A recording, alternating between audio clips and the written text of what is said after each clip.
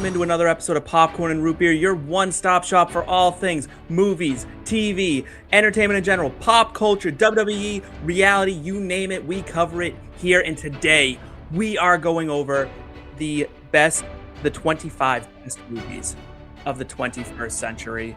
And I brought on two experts with me, two movie lovers, who also had a say in this. This is not my list. This is our list. This is a compiled list from within and externally of IBT. So if you have any qualms about this list, please leave them down below. But just know, you got qualms with a lot of people. But joining me today, it is my guy, Jake Parry, and my guy, Seth Woolcock. Guys, how's it been? How you doing? I'm with anybody who has qualms about this list because I have qualms about this list, but we'll save that conversation for later. But otherwise, I'm doing great, Steve. Seth, how are you feeling? Yeah, happy to be here, gentlemen. Always, leave to Steve to shit stir some stuff on the internet here with a very questionable list, nonetheless. But I think we this is a big thing we're encompassing, right? This is 2.5 decades of movies and some really great movies we're gonna be chatting about tonight too. So, really excited for this particular program, but also just kind of the shitstorm that's definitely going to unwind on the internet after it releases. Yeah, and remember, so when you start to poll people, right, when democracy kicks in for something like movies, right, it's all different tastes, all different styles, all different wants. So in that vein, I suppose, let's talk real quick. This is an entertainment show. This is about movies and TV, especially what we're watching lately. Let's give the people something new to watch, something exciting to watch. Jake, you said before the show that you were watching something new. What are you on? Yeah, my wife and I actually watched this entire new miniseries on Netflix today, which is perfect that we brought this up as part of the recording. It's called Something Very Bad Is Going to Happen on Netflix. It came out on the 26th, just a few days ago. It is a great story. It is a fun story. This is a horror series to an extent. It's definitely more of like black comedy it kind of has that vibe where they definitely go for plenty of humor along the way. I don't want to spoil anything. The only thing I will spoil is like 2 episodes in, I hated almost every character so much that I hated the show. And then by the end of it, all right. I loved it. Okay. I like that. I like when a show really makes you feel something. Like that's like the goal, right? Is you want to feel something, whether you hate the characters or love the characters, you got to feel something. And speaking of feeling something, I have started, and I'm way late to the party, Ted Lasso. Oh, you were so late to the party. Yeah. But you feel everything. I mean, you are riding ups, highs, and lows with that show, right? Like there's like real heart to it, but there's so many laughs, and you're like just in the middle of feeling something really heavy, and then they hit you with like a real funny line out of nowhere. Mm-hmm. It just such good acting, and Hannah Waddingham, thank you, who plays Rebecca in the show, I think is just, I cannot believe she's not like one of the biggest stars in the world. She's so good. Yeah, Ted Lasso is a top 5 television series of all time, and I will not accept any debate on that. And if you have a problem with me saying that, leave it in the comments and I won't reply. Is that an Apple TV, John? Is that another Apple? It is an Apple TV. Yeah, I just haven't I've even gotten like the 3 months free for Apple TV, and I've just like never pulled the trigger on it, never gotten involved. But man, I heard between that and like the Newsroom, they got some pretty good ones over there. Really good. Newsroom Stick is really good. Yeah, Stick. I have one to see Stick actually too. So yeah, and they got F1 there now too. The issue with like F1 and like I was thinking about paying for like I was up for one of the F1 races, but they're normally like 3 a.m. and I'm too old to do that these days. So yeah. Yeah, there really is a ton of great television on Apple TV. You know, like everything that we've talked about, Severance is on there, which a lot of people are absolutely dying for. And it's not like Pluribus over there. Like they have so much good content over there. Absolutely. Seth, you've been watching anything new and exciting lately? Yeah. So speaking of late to the party, the Taylor Sheridan party kind of definitely missed me. Like I haven't done Yellowstone. I can't believe it has. Like that's I know. alley. I am the target audience for it for sure. And I've seen like parts of Yellowstone just when I'm at like my in-laws house, but I've never like, ran through it myself. Haven't hopped on the Marshall's train either, of course. And so I've started to run Landman actually. And that's been a really good watch, man. Like I don't know the last thing I've seen Billy Bob Thornton in. Like it might be Bad News Bears if I'm being honest with you. Like it's been a while since Santa. Yeah, Probably the last thing. okay, yeah, Bad Santa. So BBT and me, we're having a time out there on the rigs here in West Texas. It's been a great show and like really good cast too, man. Like when you really break it down, they got some up and comers here, like Jacob Laughlin, great as the son in this. Like he's a trooper, and then you got some like big names too. You got the Demi Moores, the Sam Elliott's who are making some appearances later on in the series as well. So yeah, I'm about some Landman right now, guys. I love it. I just started it not that long ago as well, and I'm very happy that I did. Taylor Sheridan also has The Madison, which just came out, which I've been seeing tons of clips on TikTok, and I'm getting ready to start that one up too. It's the type of show, Steve, where like it is serious and like there's a lot that's like captivating you and the storyline's great, but there's also some really great like little bits of humor and feel good moments that like kind of keep you coming back, specifically that shape around this wild cat of a family that Tommy's got going on down there. Well, I might have to check it out. I haven't been a huge Taylor Sheridan guy. Yeah, but you won't. Don't lie to the audience. Don't lie to the audience. I try to test everything out. You know me. I like to try a lot of different stuff when it comes to entertainment. But let's not hang around the appetizers too long, right? The best part about appetizers is that they lead to the main course, which is, of course, our top 25 list of the best movies of the 21st century. We're going to get to that right after this break. We'll see you on the other side. Go from background extra to part of the main cast by joining the IBT Entertainment family. The IBT Entertainment family is free to join, and it is full of movie lovers like you. You will get access to our analysts and memorabilia giveaways for no cost. If you want access to our full betting cards, the betting model, and all contests, you can upgrade for $3.99 a month or $36 for the full year. But you can get in right now and still be a part of the Survivor 50 contest. It is free to join. Again, if you want to upgrade and get access to the models and more of the contests and more of the giveaways, $3.99 a month or $36 for the full year. Hope to see you there. Jakey, how'd you like the new ad? I like the editing. I like the music. You got through the script. 7.5. All right, I'll take it. I'll take that. Who's that put me in category of actors? 7.5. I feel like that's, I feel like I'm solidly in a little above Keanu, but somewhere below Ethan Hawke. Whoa. That was not that. No. I mean, in terms of acting, I thought it was Here's good. the thing, though. The beauty of my rating of 7.5, you don't know the scale. I could be saying 7.5 out of 5. I could be saying 7.5 out of 100. You don't know. That's I think you're like Jason Bateman tier, something like that. I'll take Jason Bateman. I like that.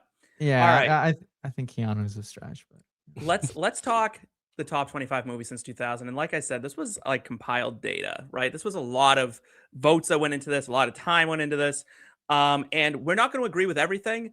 And we're going to start out red hot. So here's 25 through 21, and I'm just going to read these off, and then we'll kind of get into them more. Coming in at number 25 is Spy. Number 24, Avengers Endgame. Number 23, Finding Nemo. Number 22, Rush Hour 3. And number 21 is Top Gun Maverick.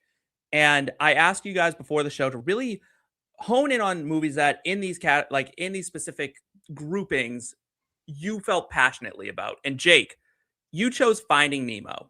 I did. Yeah, we were I wanted to not pick a movie that I was going to shit on. So I left a couple out there, but Finding Nemo is far too low on this list in my opinion. I mean, this is a movie that is quoted to this day by hundreds of thousands, if not millions of people.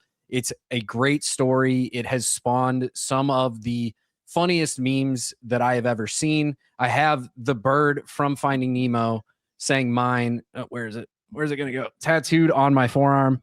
Like, this is truthfully way too low on this list. It's an amazing, amazing animated story. And I mean, it's kind of the epitome of what Pixar was giving us at that time, where you get an animated story, you get the humor, you get the fun, but it also gives really good life lessons too.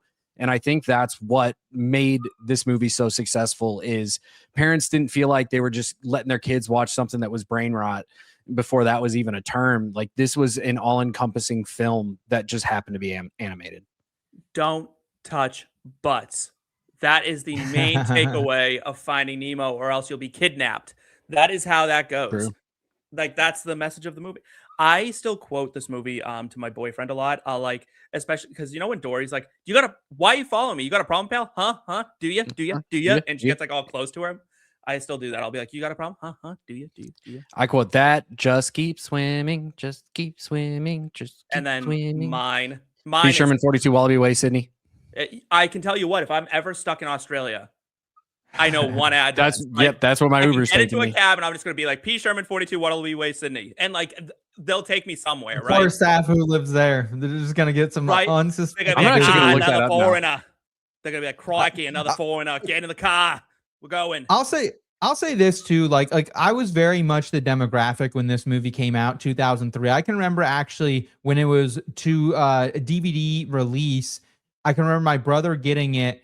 It was his birthday week, and it came. And my mom had went and got it, and we got it the morning of his birthday. And it's one of the only times I can ever remember watching a movie before school, right? Because like we wanted to wake up early to watch it, and probably didn't rip the whole thing, but I just can remember how crazy the animations were back then, right? Okay. They also had a pretty sick like Nintendo Game Boy video game that you could run a little bit too, that had some legs really? to it. So yeah, Finding that. Nemo, I think I have like the issue with like sorting some of the Disney Pixar movies. There's just been so much content over the last 25 years, but I think we did get the right one on this list here in Finding Nemo. Yes, I agree. I think there should have been more of it, more Pixar perhaps. Agreed. But if one had to make it, I do think Finding Nemo probably is the king of it. Seth, you want to talk Top Gun Maverick? Yeah, I mean, absolutely. How could you not talk about arguably the best action movie of the last 2.5 decades, right? I mean, there is few movies I think out there that are actually as good as the original Top Gun, right? I mean, that was just a sensational movie through and through. And it was one of those things that like sometimes I think those like like Finding Dory, for instance, like that was a stone we didn't need unturned, right? And I think with Top Gun Maverick, this was such a stone that needed to be turned, specifically because like this is the last Val Kilmer run we get, right? I mean, that was it wasn't the best performance of his life for sure, but and then you got TC coming back and everything he had to do to get ready for this film. You have arguably two of the next best stars for our generation and millennials here in Miles, or I guess it'd be Gen X, maybe I think it'd be Gen X, but Miles Teller and Glenn Powell, right? And like you even have like these background characters who like maybe people discount John Hamm a little bit, Lewis Pullman as well, but like these are some big names, dude. And I think they just come together.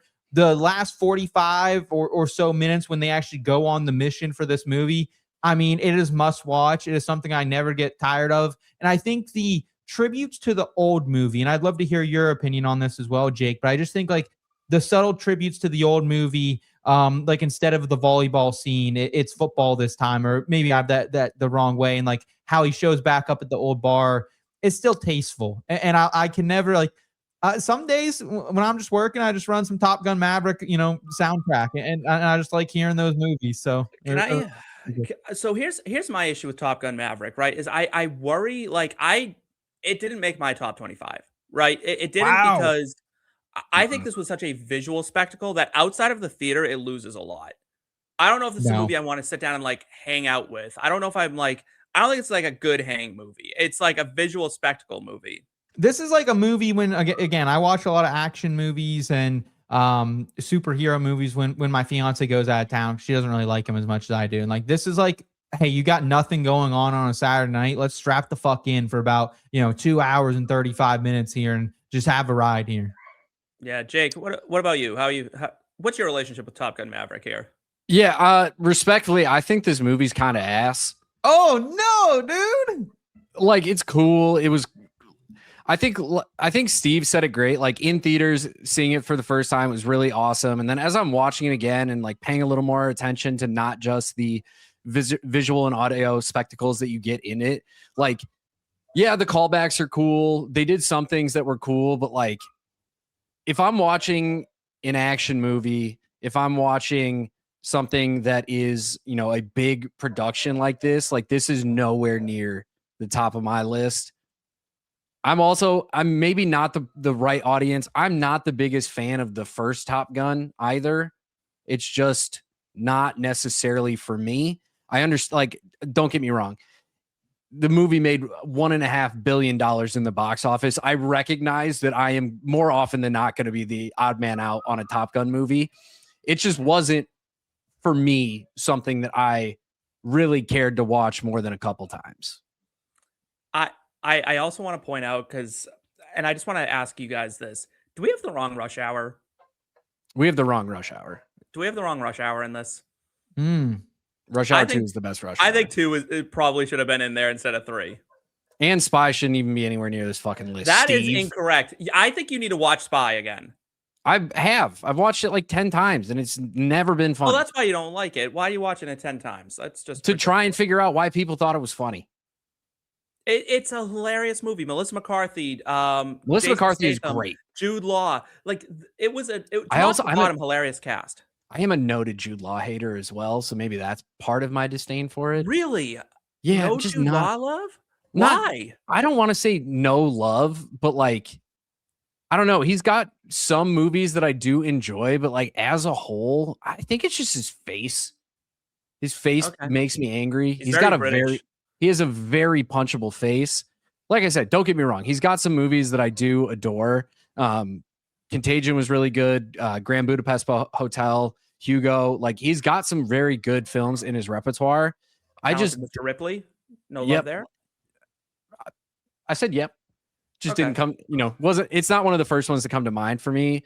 Like I hate how he was kind of like forced as a pretty sex symbol kind of earlier on in his career, and it just has not aged well. I think we've missed out on some good stuff with Jude Law. Yeah. I'm not the biggest fan of this tier, which is probably fair considering this is the lowest tier that we're going to talk about. All right, let's move back into up to the next tier, shall we? Jake, maybe the 25 through 21 tier wasn't for you, but I think you and I agree 20 to 16, this is a strong tier. Yeah, there's a strong tier. There's a legitimate argument for this tier to be the 6 through 10 tier, honestly. Yeah, this might be like, it's so funny to say because it's 20 through 16, but as a whole, if this is a starting 5 rolling into the finals, this might be the winner, right? Like this one probably could take any of the other 5 to a game 7 at least. I think that's a little. I think that's a little overrating. Here's what we got, and comment below. Let us know. Wicked, Bring Her Back, Sinners, No Country for Old Men, and Anchorman: The Legend of Ron Burgundy. Now, this tier has 3 movies in the last 2 years, 2025, 2024. You got Wicked in 24, Bring Her Back, and Sinners in 25. That's a strong run, especially for the cinema is dead people, right? That's a strong counter argument that we're getting good cinema. I'm going to highlight real quick Wicked. I want to talk Wicked. And do we feel like Wicked is properly placed on this list? Are we surprised it's this high, or are we surprised it's this low, or are you surprised it's on the list at all? Seth, how do you started Wicked for good, so I assume you've seen the first Wicked. Yeah, I mean, I definitely think like it is arguably the best musical in the last 25 years. I think it's certainly in that discussion. I think that would be a totally different list, and I think it would, be hard not to put it at the top. I think some recency bias is playing into this because we haven't had a major Broadway to blockbuster hit in really quite some time, it feels like. So I think that's playing into it. I think like this feels about right. I think it was a little bit lower. I think it was closer to 24, 25 for me, but when you have the star power and not only the stars in a company there, but also delivering on just a high level like they did. Again, I think the vocals and the music in that first one really, really strong. I am starting to, I think you said it best to me, Steve, like music better in the first one, but maybe plot better in the second one. But yeah, so overall, I think it's pretty good. And it was a movie that, like, if you didn't know the story of Wicked going in, definitely had some twists and turns along the way that you might not be expecting. Yeah, and Jake, you have what might well be your favorite movie of all time. Yeah. Yeah, I do want to comment on Wicked. I understand the placement just because musicals aren't for everybody. That's the thing. Now, when you got me voting on a list, Wicked was going to make it. Wicked was going to same. make it because I'm giving it love.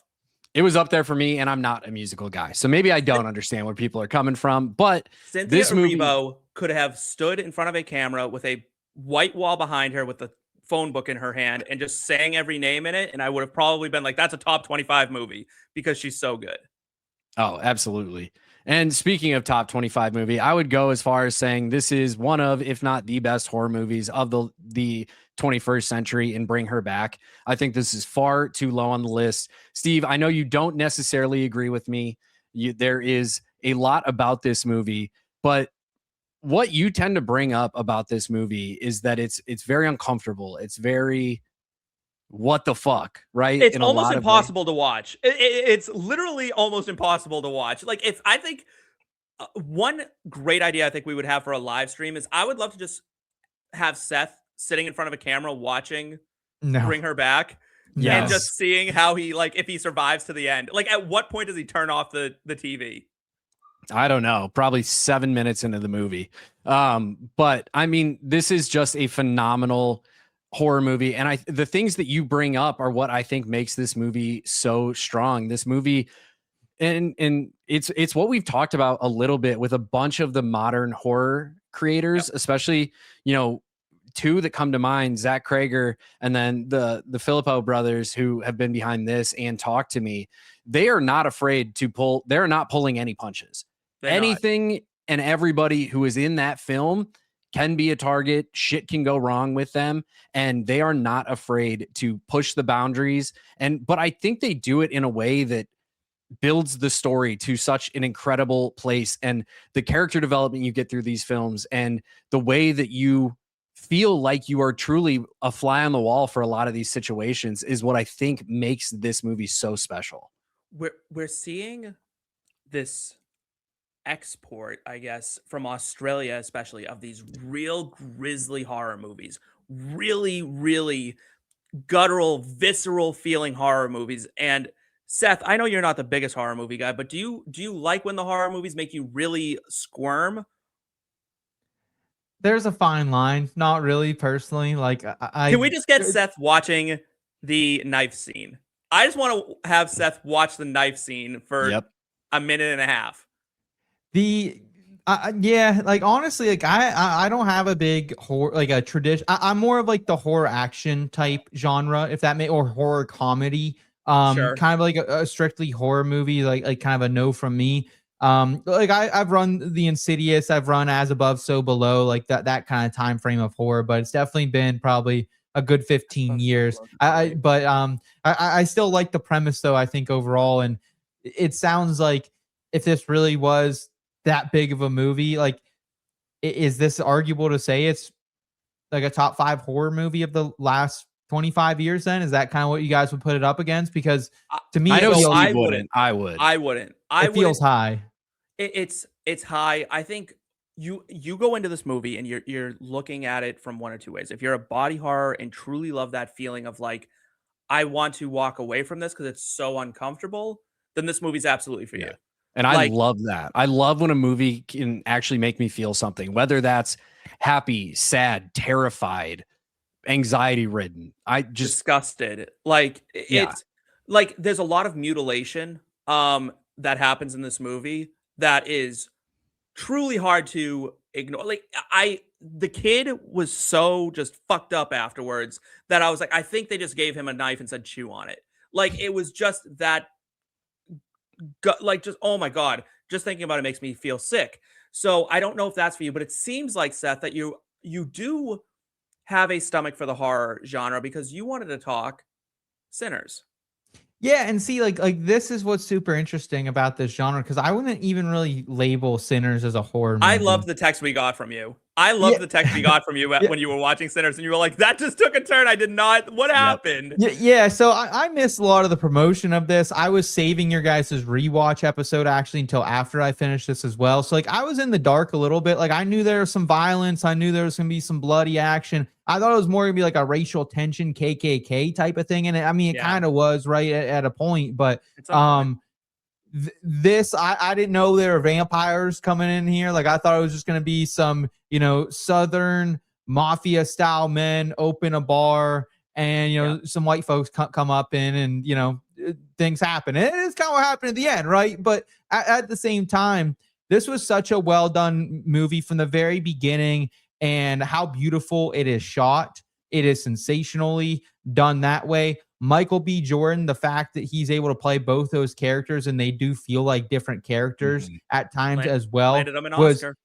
I mean, yeah, and it was to the point, like, I haven't seen that good of doing like the mirror thing since like Lindsay Lohan in The Parent Trap, which I might know might be a deep cut, but at the same time, like, I thought a deep cut. It's a really fucking weird cut to go to when you're talking about Sinners. It's true though. Like, that's the level of skill that it takes to do. Like, that's the reason we don't see it a lot in movies.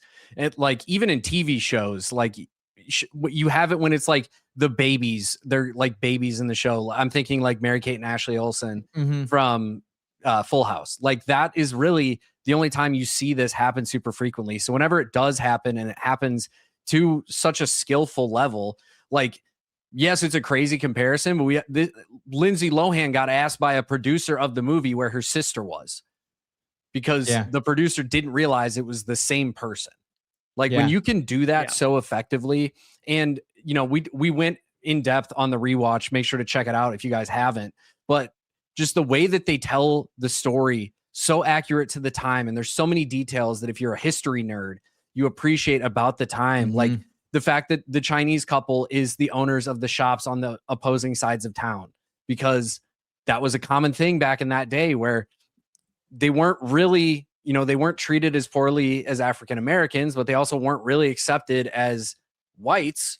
So like, they have to kind of play both sides, and the shops have very different feels. And, so much of the storytelling was so accurate to the time. I gave the timeline my MVP of the movie, because I think if you try and do a Sinner style movie set in the modern day, it doesn't work. So having so much of it be so accurate to the time and work so well to just give so many layers to the story, Sinners is too low on this list. Again, I think it's too low on this list as well. And then following up, like I said, number 17 is No Country for Old Men, which, if you watch our Tombstone rewatch, I said has one of the 4 best characters of all time in it, in Anton Chigurh, played by what's his name there? Benicio. No, not Benicio, the other one. So I can't remember. I can never remember. Javier Bardem. Javier Bardem. You know why? Because I think of him as Anton Chigurh, and then I forget he has a real name. Like, if I saw him on the street, I'd be afraid of him. Yeah, I'm like, oh, I didn't know today was my day. Yeah, like, you literally, like, it's so, Seth, if you haven't watched this movie yet, you need to like get on that right away, because and anyone who hasn't, he comes on the screen. It's truly the most accurate portrayal of a sociopath I've ever seen in my life. And that's coming from someone who in my day-to-day has dealt with sociopaths, like, because that's my job. So it's unbelievable. And then it's followed up by Anchorman, Will Ferrell's best movie, easily. But let's who me. We'll get to it. We'll get to it. Okay. All right. It's on this list. Let's get to the next grouping then. Number 15 through 11. And I'm just going to read these out for you real quick. Number 15, Wedding Crashers. 14, Lord of the Rings, Return of the King. 13, The Social Network. 12, Inglourious Bastards. And 11 is The Hangover. This is a comedy-heavy group. Comedies ran wild in the 15 through 11 range. Do we like that? Do we think comedies are, like, maybe we need to start bringing back some more comedies, because it's clear that people enjoy them? I'd be fine bringing them back if we can start doing them well again. And that's not a statement of like, oh, we can't make jokes anymore. Like, so many of the attempts at comedy recently have just flubbed. People try to do too much in them. People try to do, like, even like Happy Gilmore 2 was cool, but they try to do too much in that movie and made it like not what the original Happy Gilmore was, which was just a fun time. Yeah, and I think what people have forgotten when they do a Happy Gilmore 2 and things like that is, and I forget what I think it was Bryan Cranston who I heard say this, is you can be doing something funny, but your character cannot be aware that they are doing something funny, because like, let the audience find it funny. You don't find it funny. Like, and that's what makes it so magical, right? That's what really sells you on the comedy of it all. with Happy Gilmore too, it didn't feel anymore like he was just a guy. It felt like he was just playing a character. It felt like Mm-hmm. Adam Sandler on a soundstage playing Happy Gilmore. It almost Right. felt like Saturday Night Live Mm-hmm. more than it felt like a movie. Yeah. But you get these just ridiculous comedies in Wedding Crashers and The Hangover, and Inglourious Basterds has its own comedic sense It's a to it, right? comedy. It's a comedy, right? comedy. It's like a farce. It's stupid, but it also has, I think, what Inglourious Basterds to me really has going for it is that the acting in it is so stellar. Christoph Waltz has one of the other characters that I said is one of the greatest characters of all time in Hans Landa, where he's so intimidating and terrifying. It's so evil seeming.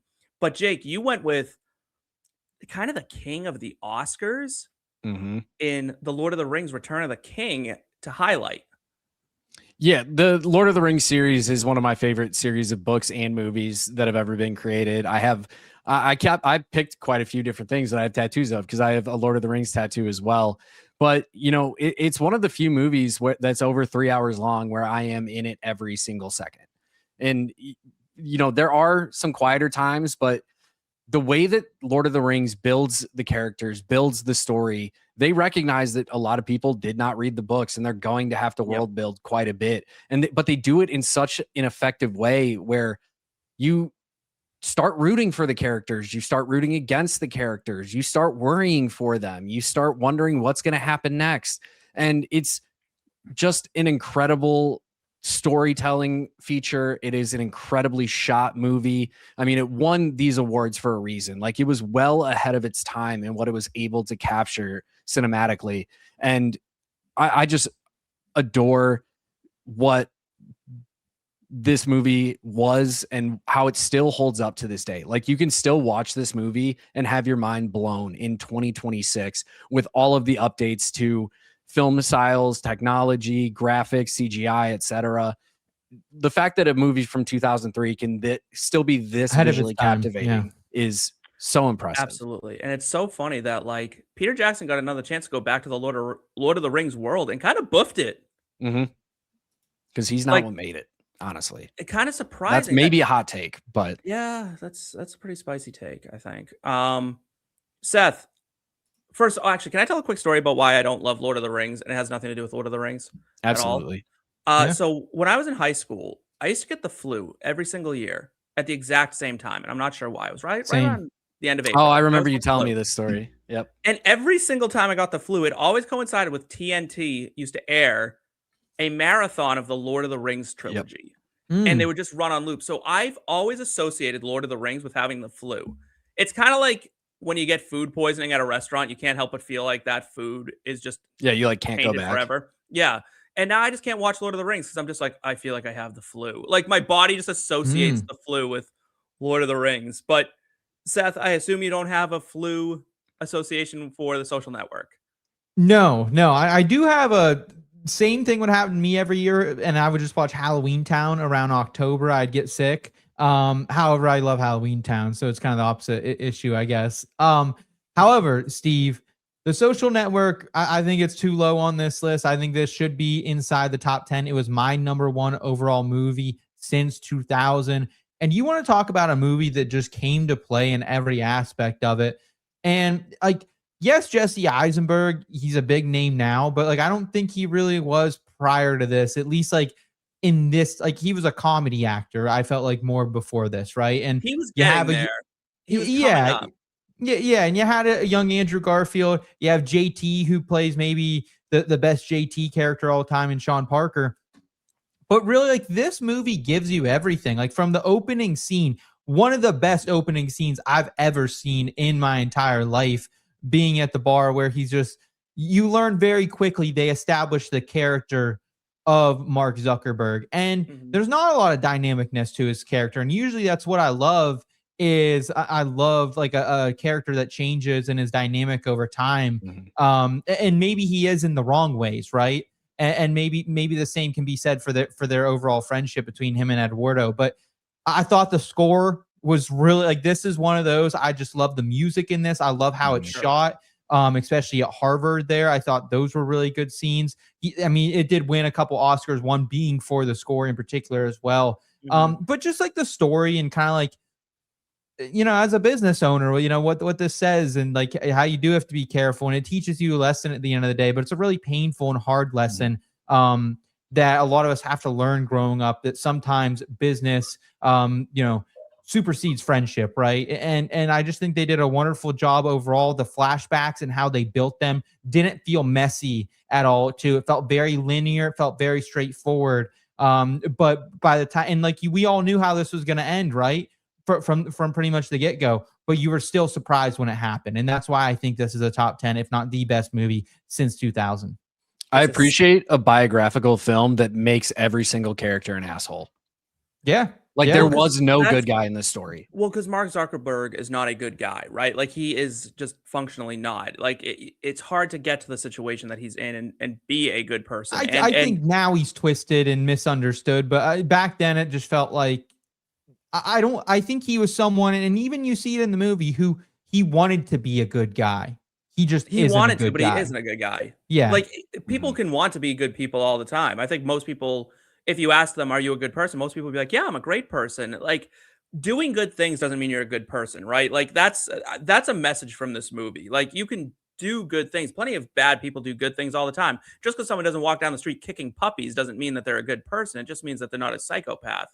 Like, but Mark Zuckerberg, and I think this movie, especially like to Jake's point, kind of paints him in that very sociopathic, very cruel, very cold way. And I think at the time people were like, wow, they dramatized that up a lot. And then more has come out about Zuckerberg that has proven that this movie might have something to say. Yeah, I was going to say at the time, like we were still very much in the media cycle of like, oh, Zuckerberg is just this quirky guy who built $1 billion company. And now it's like, oh no, Tom from MySpace. Yeah, now it's like, yeah, and it turns out Tom from MySpace is the real good guy in all of this, and he like was like, okay, I made my money, I'm gone, like see you later, no problems whatsoever. Miss you, Tom. We need you back, Tom. And instead, this thing that was really designed to rate women on essentially how fuckable they were is now like the biggest company in the world or second biggest company in the world. And you just have now the social media site we all still have just to keep in touch with our grandparents. Yeah, no, and now we have like, and it's so weird that it spawned this like fucking scourge of Zuckerberg nerds that have now taken over like our world essentially, and now we all like it just is like crazy. It was a way ahead of its time movie. Yes, especially now, like thinking that was only 2010. That was in the very early stages of Facebook when all you could really do was, DM, play Farmville. Hell yeah, Farmville reference. Let's go. You were still poking people. Yeah. When this came out, like that's what was going on Facebook. Like this Meta did not exist. There was no Meta. They didn't own Instagram at the time. I can remember talking to people who were kind of in this age range, and like when Facebook came to their college, how like big of a deal it was, right? Yeah. And like so, I just think it's a movie. It's super underrated, and I think it's one that does not get enough credit, because those actors like that could have not been probably an easy shot by Eisenberg, to play that character as well as he did. Yeah, and then you just have kind of bookending this group is two of the more quotable movies, and even going back to the last one with Anchorman, 3 incredibly quotable movies that you still to this day, people in our age group, you can't go to Caesar's Palace without hearing someone reference The Hangover. People quote Anchorman all the time. Wedding Crashers gets quoted all the time. There's so much quotable movies, but let's move on to 10 through 6. And let's talk about this grouping because this is a weird one to me. I am a little like on this grouping. Inception at number 10, number 9, Casino Royale, number 8, Old School, number 7, Gladiator, number 6, Avengers: Infinity War. Let's start with Casino Royale. Let's talk about this for a second because are you guys James Bond fans? Are you fans of the Bond franchises? Not particularly. I used to be. When'd you stop? Casino Royale. Oh, so you're not a Craig guy. So you liked Pierce Brosnan. Yeah. Yeah. Okay. All right. Is he your favorite Bond, or are you like a Connery? I'm a Connery. You're a Connery guy? Okay. Yep. That's fair. That's fair. I am. It's funny. I am a Daniel Craig guy because I think I like a little more rough and tumble Bond. Mm. I think I like a more physical Bond. You know what I mean? Someone who's gonna like kick ass. I don't, and honestly, my problem isn't even necessarily with Daniel Craig, because I do think Daniel Craig is very solid as James Bond. I think the stories just got a little, kind of like we talked about with comedies. Like, I just feel like they tried too hard and they've been trying too hard. It's like the Mission Impossibles in a way, right? Yeah. It's the They same lost thing. the campiness. They lost the plot. They lost the campiness of what made James Bond, I think, really great to a lot of people. Just like Mission Impossible did, right? They went from being kind of these they're over the top, but they're self-aware that like they're really selling something way too big, and it's kind of campy in its own way and goofy because they had all these gadgets and all this stuff and the soundtrack, like it was all like really over. And then you wind up getting something like Skyfall, right? And now all of a sudden you have like what I think is the best Bond song of all time, but it's a real drama. It's a heavy movie. It's Mhm. thick with like problems and humanity and all this stuff that you kind of used to go to the theater to see James Bond to escape. You didn't want to have to worry about people's humanity. You didn't want to have to worry about the woes of the world and whether Big Brother was watching over us and have this moral dilemma about you, right? Like that was what people loved about James Bond is you watched this suave man save the world and, get laid while doing it, right? And order a martini shaken, not stirred, which no martinis are stirred, by the way. I don't know why that was like the line, but like no one stirs a martini. It's two things. It's a well-made martini even is one thing, because nobody actually likes vermouth. I'm going to die on this hill. I don't like As any a of it. former bartender, if somebody asks me for a martini, vodka martini, no vermouth, and the other person asks me for a vodka martini with vermouth, What I is can serve them. vermouth? It's ass, is what it is. It's just another. It's just another liquor, but it's not. It doesn't taste Never. good. Okay. And honestly, nobody that's drinking a martini, very few of them actually just truly enjoy the taste of vodka in general, and they just want to be fancy. If you give somebody, Does anyone order a martini anymore? Like, do people Yes. still go to bars and order martinis? Dirty. They like them dirty these days. I hear double dirty a lot. I'm a big espresso martini guy. Yeah. I guess the Espressos espresso martini have is kind of become the big thing I these just think days. of like Yeah. martinis as like the clear, the vodka, the vermouth, and then the olives in it, right? And like I'm like, I don't see anyone drinking those ever. They're classy. Let's be honest, folks. They ain't at the place. These aren't the. Usually, it's a women's drink. Like not always. Are But they still classy? Because now I think I look at someone I think drinking they're classy. Yeah. I think if someone's drinking a martini, I look at them I'm like, what are you trying so hard for? Again, a wrong age range though. Like when we get in our 40s, like we're probably gonna be ripping martinis. Like it's just what's gonna happen to Straight us. I'm not whiskey. ripping any martini, but like I just think it's kind of lame. I think it's just lame. Regardless, you could serve somebody who's drank vermouth martinis their whole life a glass of vodka, and if it's shaped like this, it's going to be the best martini they've ever had. So they're gonna be like, "Oh, it's missing something, but it's so good." It's like, yeah, because vermouth isn't good. But needless to say, it was something that back to Bond that you went and you felt good, and it was really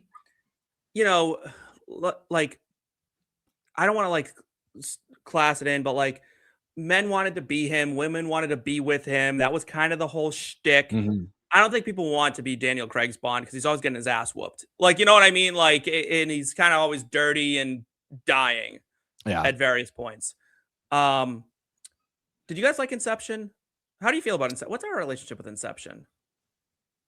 It's one of those movies that's so much of a mind bender that like it's hard to be casual about it, if that makes sense. Yeah, you have to intently watch it. It's the movie that gets the Nolan bros like they get ripping real quick. If you kind of like are like, yeah, I wasn't a huge, they're like, you don't understand, bro. Like you need to watch it closely because the top wobbles, and like they get so fucking hot about this movie. Can I just say, if they bring up the top, I know that they didn't pay enough attention to the movie, because that's not actually.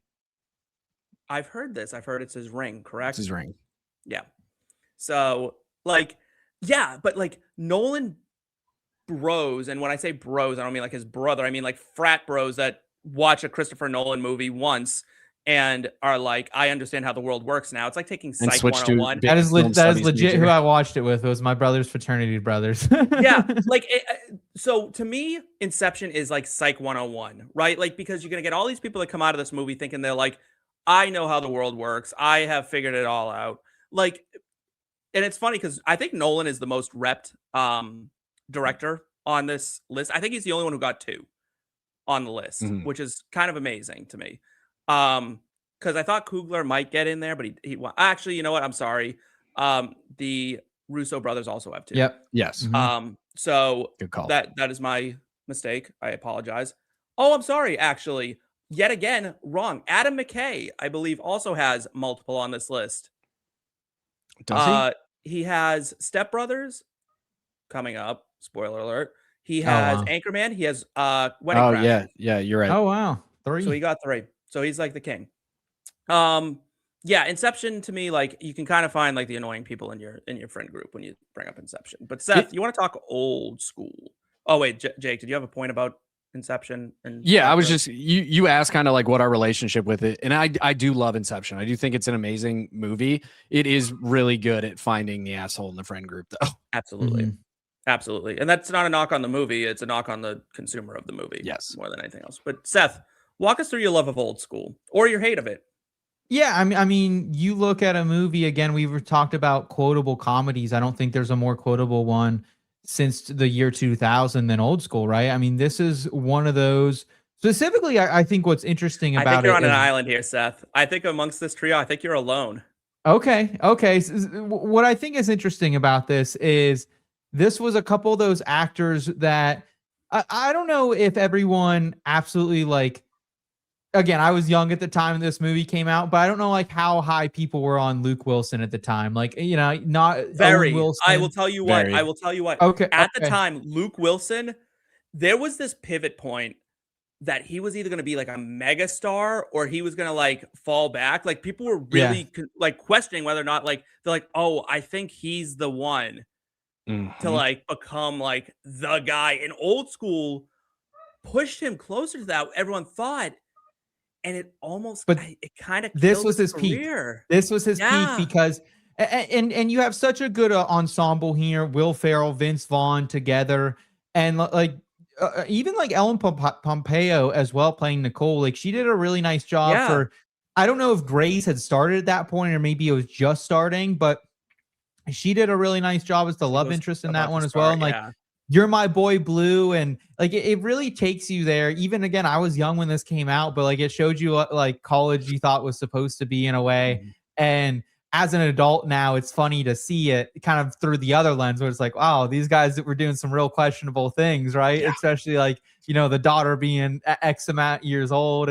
But I think just overall, like them having to overcome adversity and just the fun of this movie. It never gets old. My fiance and I, we just purchased like an old school TV that we have in our kitchen that only plays DVDs. It's got like the DVD player built in. And this was the first movie we ran was Old School. I think what killed Luke Wilson is that his co-stars in this movie were so good, right? You're going up against Vince Vaughn, Will Ferrell.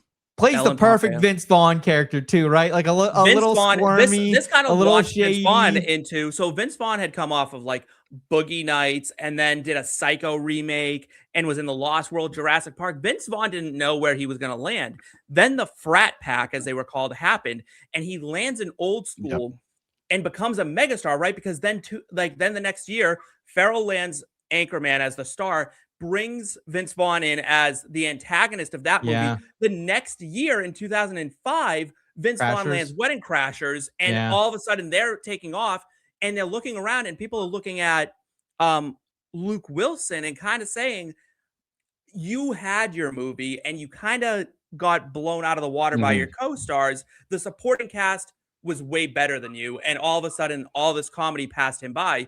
Because I think if you want to be objective about this, a role like Bradley Cooper had in The Hangover or what Owen Wilson had in Wedding Crashers really should have gone to someone like Luke Wilson if his career had taken a few different turns.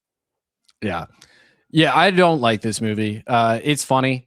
It's cool. I don't think it's a top 25 comedy of this century. Do you have to kind of ignore too much for it to kind of hold up at this point where you're like, you have to look past one too many things where it's like, come on. I don't even can't. think it's that. Like, we know I'm not like the biggest Wedding Crashers fan either. Like, I don't. That one hurts my heart. I know it does. Like, this style of comedy has never been my favorite. I think this movie disappointed me for how funny the cast is on paper. Like, yes, there's some quotable moments. I do quote this movie, but it's just not like, I'm shocked to see this one so high on the list. I'm also shocked how high it is on the list because it didn't make my list at all. Same. Wow. And yeah, I think I had top 5. The rest of the rankers really fucking loved Old School. Right. Dude, it's an old school movie. That's the thing about this movie and Wedding Crashers as well, which I'll just add to is like these are also unique ass plots, right? Like these are cool plots. Like I think Wedding Crashers is certainly the more unique of the two plots. Like I've never thought of crashing a wedding as a funny thing. Yeah. Sure, but even the fact that like, hey, we're in our 30s, like every 30-year-old guy at this point in their life, like, hey, like that would be fun to do for a week. You know, I wouldn't want to live that life forever, but maybe a little hot takey. Give me Neighbors over Old School. No, get out of here. That's a garbage. Yeah, they're pretty even for me. That's okay. They're not even the same zip code, brother. And I'm a Seth Rogen guy and a Zac Efron guy. Let's talk just for Dave Franco guy for that matter. Let's talk briefly about Gladiator, what our relationship is with Gladiator. Do we overrated as shit? I think this is one of those movies it's so overrated that people want to. It's one of those movies. All right, this is gonna sound mean, so just ride with me for a second. It's a movie people name as a great movie when they're not huge movie fans. Yeah, you know what I mean. It's like it'll get you like it's like a C's get degrees answer. Like name a really good movie of the 2000s and someone's like Gladiator and it's like, all right, like is it well made? Absolutely. Is Joaquin Phoenix absolutely throwing 105 the entire fucking movie? 100%, right? Like he threw a no fucking hitter in that movie. He was so good. Yeah, and just for me, this is not Russell Crowe's best performance. No, and for me, like people will say this was Ridley Scott's best film, and I just wholeheartedly disagree with that take. Like Black Hawk Down, better. American Gangster, better. The Martian, better. Like Alien. There's just Alien. There's just so many better Ridley Scott movies that, and maybe that's part of it. Maybe I just like so much of his later work better. Maybe it is a little bit sour grapes from me too. Because like maybe I'm just like we've underrated Ridley Scott and we've shoehorned him into being the fucking Gladiator guy, and I'm like, how dare you? Yeah. Blade Runner, even like Blade Runner. Like there's just me with Gladiator. Like like it's a good movie. Don't get me wrong. It's so a good movie. Well made, it didn't make my list. Crazy well made for the time. For the time, awesome. Right? It won an Oscar, Best Picture, gets the Best Picture nod. I actually think it's a great comparison to Lord of the Rings, where it's like these are very similar time frames, shot only a couple years apart, and the film style and everything that goes into Lord of the Rings still holds up to this day, whereas I don't feel like Gladiator does. And I think we saw a lot of that with the sequel not being super successful. Like I don't think we needed a sequel to it. I think what it was should have just stayed what it was. So I want to point something out that's kind of interesting here. The newest movie in this 10 through 6 group is from 2018. That's Infinity War. When we get to the next group of movies, which we're going to after we talk Infinity War, the newest movie is from 2017. The cinema's in trouble, people may have a little bit of ammunition. We're hitting doubles 10. These days. We ain't hitting home runs. We're hitting doubles. We're getting on base. I think there's a lot more. I think what people are afraid. I think what has happened to cinema, and Jake, I'll let you talk Infinity War right after this. But like, tell me what you guys think of this. I think people are more afraid now to miss. Yes. So you're right, Seth. We're getting a lot more doubles. Our batting average and our on-base percentage is significantly higher, but those home runs are gone. And I think I miss shitty movies right? Yes. I miss movies that are just like dog Give me shit, where- Sharknado. Give me Sharknado. Where you need Sharknado. Abe Lincoln, Vampire Hunter. Give me this. Yes. Give me Dracula Untold. Give me movies Sex like Drive. give me Van Helsing. Right? They swung for the fucking fences. I need 200 hitters back. I need fucking Chris. Give me Joe. what's I his need name? every Joey Gallo. Give me Joey Gallo movies. Give me Joey Gallo. Give me Chris, whatever the fuck his name was for the Orioles. Give me those Davis. guys. Chris Davis. I want a guy batting 160 that is hitting 450-foot bombs every 15 at bats. Like, that's what I want. I don't want Dustin Pedroia over and over again. I want a fucking powerhouse. I want people to make movies that could fail. We need to be able to fail. And I think there's so much money now in it, right? And people are so averse to loss. They're like, I will not take a loss on this movie. I will not take a loss on this movie. That now we don't have any bad movies, but you cannot have a top 10 list and only have the most recent movie be from 2018. That's 8 years ago. I think a ton of this too is just nostalgia bait. Like, nostalgia factor kicks in way too heavily for too many people. Yeah. And okay. Older movies that they loved 10 years ago that they haven't really like if you compare my favorite movie in this section in these kind of 10, which we'll get to in the 1 through 5, like, it does not hold up as well compared to the same genre that we've gotten over the last few years.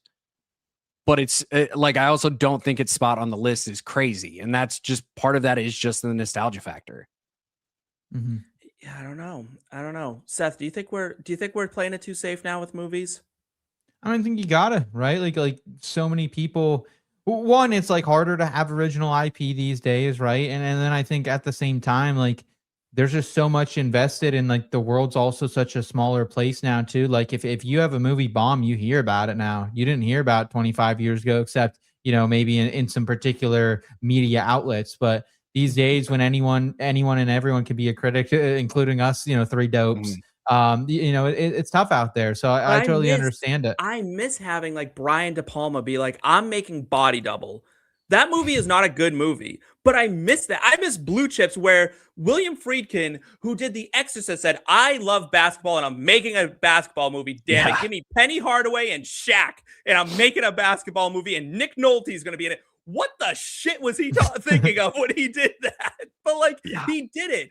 I didn't think I would be this passionate about this part of the show, but it feels like the magic of movies is in the originality and the risk of it being potentially bad. But when you have those bad movies, you have those cult classics that come out of it, and I just miss that. But let's talk Infinity War, Jake, because it's one you highlighted. Yeah, flip this with the other Avengers movie on this list, and the list is more accurate, in my opinion. Infinity War is an amazing movie. Don't get me wrong. Endgame is what people remember. Endgame has the portal scene. It has everything that people miss about the new generation of the MCU. It was the culmination of 20 some years of work, and it was so beautifully done. And Infinity War is a great movie. Again, do not get me wrong. I still think it belongs on this list, but Endgame was significantly better.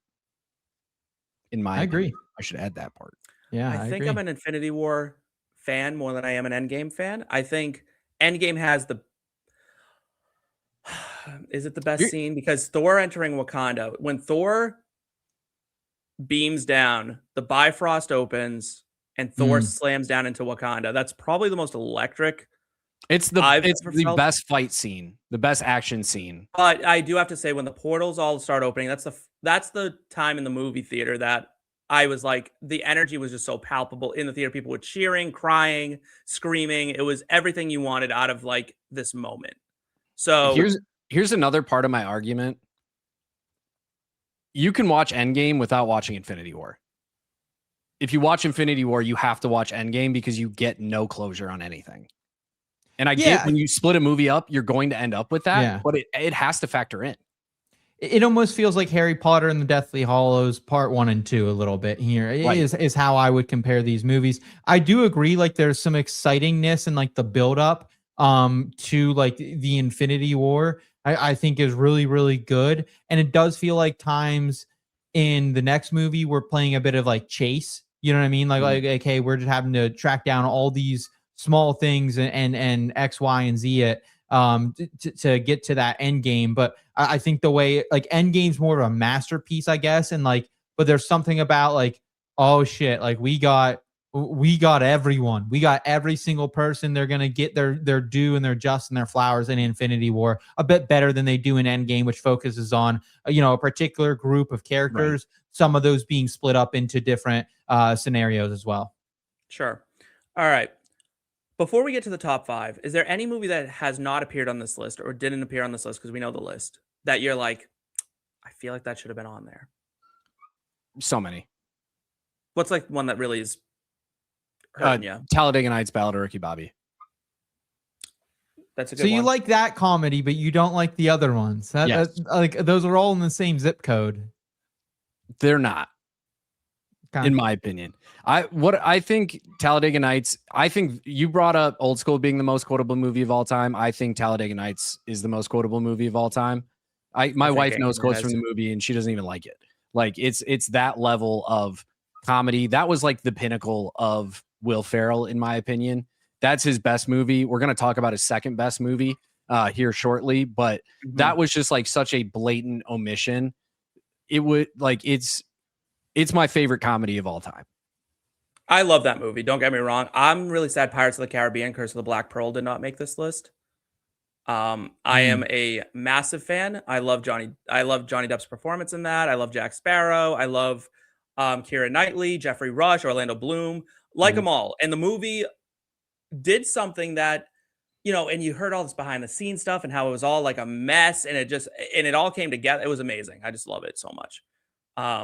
Seth, do you have any that you're like, damn, why did it? An extremely goofy movie. I think that is one that was slept on. I think that is one of these types of movies that it's definitely one of the older ones and it shows a little bit at times, but I think there's something unique about that. And like when you really think Disney, you think the Goofster, and just kind of how that all came together there in early 2000 was quite something to see. Raise your hand if I'm going to make an executive vote here because I can. I'm a co-host. It counts. Raise your hand if we should replace Spy with an extremely goofy movie. All right. Extremely goofy movie is the new top 25. Also, can I get another motion to replace Rush Hour 3 with either one or two? I don't care. National Treasures. Oh, no. Absolutely not. I'll replace Top Gun with National Treasure. I'll replace Top Gun with National. I don't even like National Treasure. I will see your National Treasure and I will raise you Night at the Museum because that is a significantly better movie. Okay. That is also a snub on this list, I believe, as well. That's a zero Ben Stiller vehicles on this list. Well, Tropic Thunder could have made this list too, if we're being honest. Not being on this list is criminal.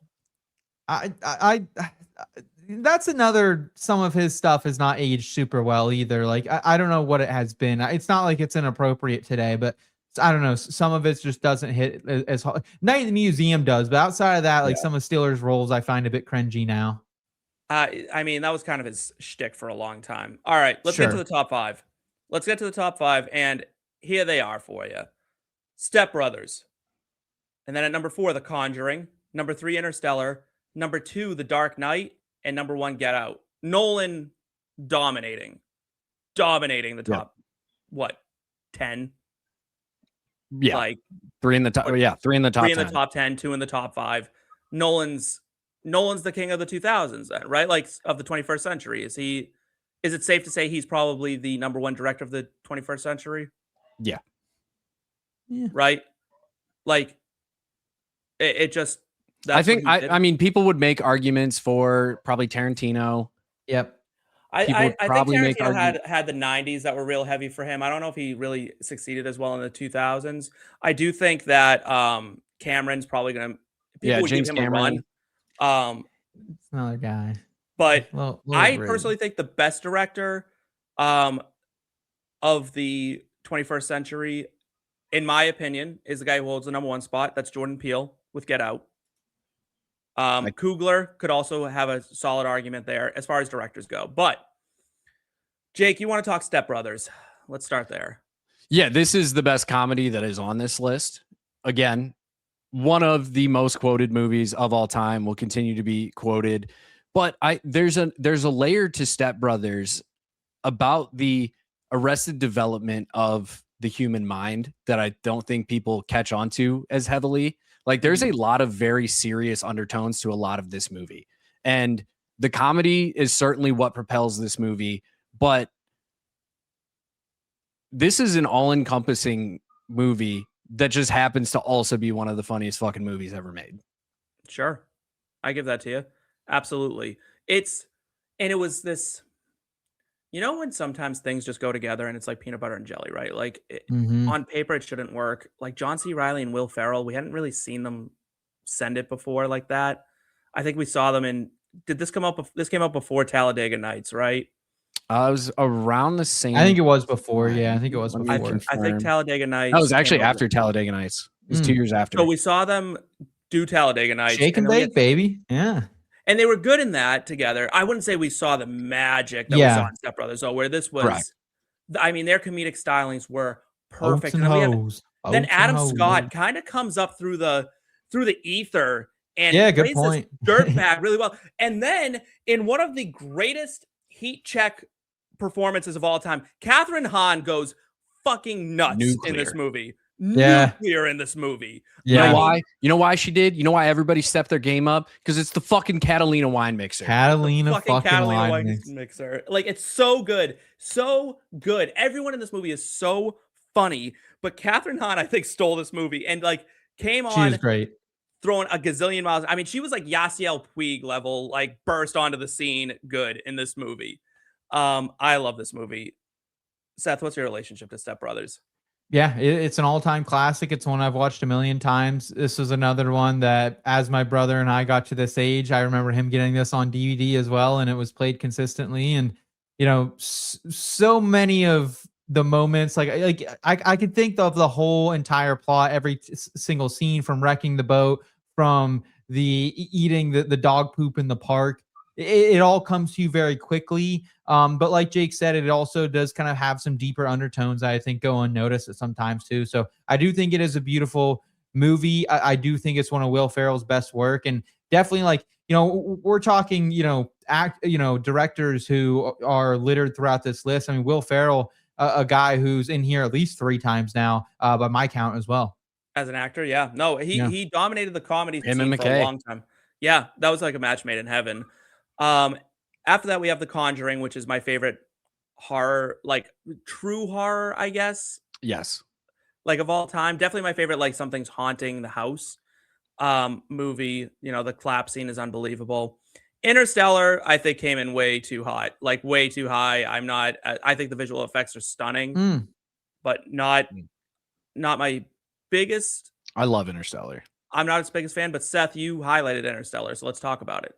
I can't ever watch another space movie again. Like, I won't go watch Project Hail Mary. You have to go see Project Hail Mary, dude. It's so fucking good. It's just it feels like it would do a disservice to this movie with how good this movie is, and like honestly how just the setup and the plot alone of this movie is tremendous. And like, dude, they really make you feel for not only Cooper in this movie, but at the same time, his son Tom and the daughter and the entire family, like that, just like that hits you like nothing else honestly does. And then you get some of those surprising twist action scenes, like the Matt and Damon of it all. The behind the bookshelf stuff, just crazy situations. Taught me a lot about, I don't want to be one of the frat brothers, but like, I felt like it shared kind of a new perspective on things a bit more, and really appreciative of this movie. And like I said, it's one of those that, like, you think space movies, you think blockbusters, you think, the 21st century, you think Interstellar for me.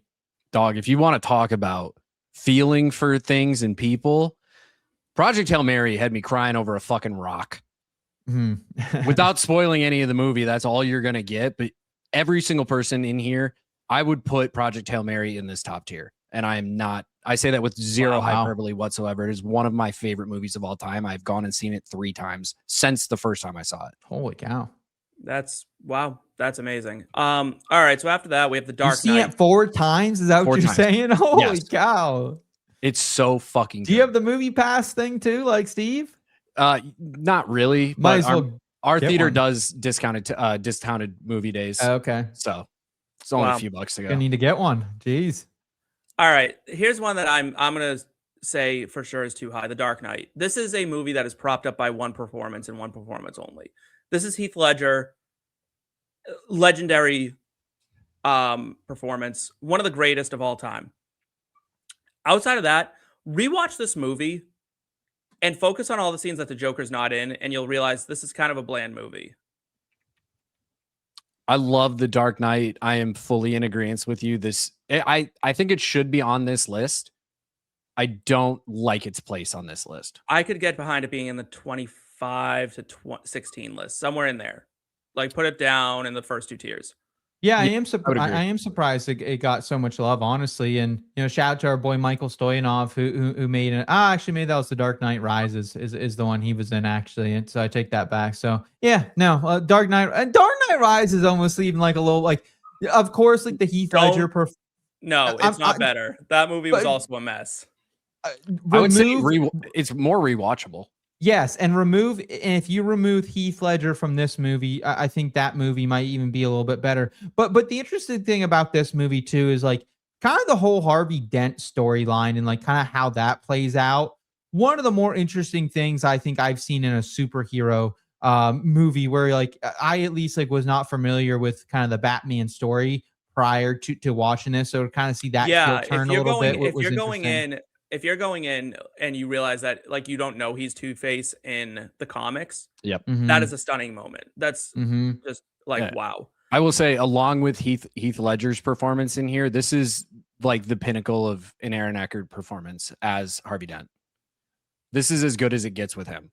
Yeah, and I don't think that's like I don't want to be. It's not saying much. That's not saying much. But same with Gary Oldman too. Like if we're being honest, like that's the best Gary Oldman I think you ever really get to. No, get out of here, miss me with that. That was a hot take for no. That was mean. I'm mad at that. What do you mean? This is a great Gary Oldman. It's an awful Gary. His accent is all over the place. Like he can't decide what accent he wants to be. He's like at different points he's like Irish and then he's American, and I think he's fine in it. I just don't think you need to watch some more Gary Oldman before you start. So apparently. He's better as serious. He's better as Sirius Black than he is as. Oh, I guess I forgot he was Sirius Black too. Yeah, one of the problems with Gary Oldman is you forget who he is because he's so good at not. Yeah, that's a great point. I think that's my main problem with this movie is I think the ancillary characters are all better than Christian Bale as Batman. Well, I think it's part of the Batman character too, right? Like, I don't think you're supposed to love the Batman character. I think, and maybe that's how they wrote him, or maybe that's how it's always been. But I don't feel any real attachment to Batman, the character, like I do the Spider-Man characters or, other superheroes. But you know why? Because he's like a gazillionaire. He's not a normal person. He's like this gazillionaire that's out fighting crime. And he also just doesn't show any emotion 95% of the movie. Right. Christian Bale is a fascinating actor to me because he can do a lot, but frequently he's given these major roles and he kind of fumbles them a lot. I feel like he's at his best when a movie is kind of like it catches you by surprise, like The Prestige. I think is much better. But when he's handed like a blockbuster, I feel like he dropped the ball so bad with this. Like, and I don't know what it was. I don't know if he couldn't relate or if it was just a boring role for him. It just felt so phoned in. Yeah, if the budget gets over like 50 million and Christian Bale's in it, I do start to get a little concerned. Like, it's just so strange. I don't know why. But let's talk about the number one movie on this list, Get Out. This was my number one. Properly rated. This was my number one, and I was really happy to see that as the points were all tallied, it wound up winning. It is as much of a masterpiece, and I know people like to point to like classic movies, and we've hashed this out on this show before. This is a movie that in 20, 30, 40 years from now, people will look back and be like, that was a fucking masterpiece. Yep. That is the cinematography, fantastic. The story, fantastic. The horror elements, fantastic. The messaging behind it, the little details. Jordan Peele, for his directorial debut, came out and like put his dick on the table. Like, I mean, this is the epitome of psychological horror for me. Like, this is where, if you want to get into the genre, this is where you start. Anything else that you can find there, like, you'll have your own little niches and pockets here and there of different films that people will say is the best version of it. This is the true best version of it because you could see it happening. You could see some crazy shit like this going down. You feel like you can connect to the characters. Like, you know a Chris Washington, you know a Rose Armitage, like, you know people who are these characters, and you can see how something so innocent as going to meet the parents in a relationship can go so horribly wrong. Like, it's the epitome of the fear that everybody, like, this is what people fear when they fear meeting their in-laws for the first time. Like, that they're gonna, kill you and sacrifice you and steal your body. Like, this is where the fear goes. And I think because it's so connected to that true fear that so many people have, but does it in such a different way and goes in places that you don't expect it to go. I think that's what makes it it's magical. It really is, because it's insidious in the ways that the dad, right? Like, he's like, hey man, I voted for Obama. I would have voted for Obama a third time if I could. Right. Like, he's very like buddy, and he, like, again, doing good things doesn't make you a good person, right? And they try to justify it as much as they can. Like, that photographer at the end, he's blind and he's like, Chris, I don't want you to think I'm like a monster. Like, I really need your eyes because mine don't work anymore. And when horror can tap into something that's so relatable, we talked about this when we talked about weapons, where someone's doing something really wrong and we know it's wrong, but on some level we're like, man, if I lost my sight, especially as a photographer, could I be pushed to this point? I may want to take somebody's eyes. Right? Could you be pushed to this point? And then the racial component comes in and all that stuff, and it's just so good. Seth, do you have a relationship with Get Out?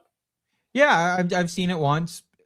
I thought it was a very transformative film for its time. I think some of those messages that it had, just about some of the underlying racial tones of it, was really, really well done. Yeah, I think it's a great movie. Is it a little high for me as someone who isn't necessarily into the horror genre? Yes, but I will say, for someone who's not super into the horror genre, it's an approachable horror movie, right? Because it's not your gory, gross type of movie. A ton of I mean, there are some jump scares, but it's you called it a psychological thriller, I think, Jake, and I think you hit the nail with the hammer there. That is how I describe it, and it's one that, even if you're not a horror film fan, I think you can get behind it as well. So I do think it belongs on this list. Maybe a little high though at 1 overall. Yeah, and so, like, what you touch on there with the psychological horror aspect and this movie being so approachable, like, this movie dips its toes in body horror. This movie dips its toes in supernatural. Like, it dips its toes in so many different aspects of horror without, like you said, without being like, it's not like a Texas Chainsaw Massacre. It's not a gore fest. It's not a grindhouse film. Like, but it still creates such a level of unease in you that it's almost like watching some of those films for the first time. But you can do that without having to be like, hope you like seeing people ripped in half by a chainsaw. Yeah, no, definitely. Seth, of these 25 movies, if we did one for a reaction review here on Popcorn and Root Beer, if you could pick one of these 25, which one do we do? Social, baby. Let's get social. Social Network. That would be Seth's pick. Interesting. Good to know. Or Mav, or a little Mav. Give me a little top. I think I had Top Gun Maverick as a top 5 movie too. Probably one of those two. This is why I can't have Seth pick these movies. That being said, gentlemen, thank you so much for being here with me today and doing this and bringing this to our fans. If you're new, if you've made it this far into the video, please like, subscribe, share. We bring you what I believe is the best in movies, in TV, in reality, in WWE. We are the place to be because we're passionate. When we talk movies, it's for movie fans, by movie fans. That's what we are all about. We want to bring you real, authentic takes and feelings and opinions. And all of this is done for you. And don't forget to join the IBT Entertainment family if you want to be a part of the conversation and continue on talking with us, going over these movies. adding your own opinions to this. Do you want to be part of the next lists that we make?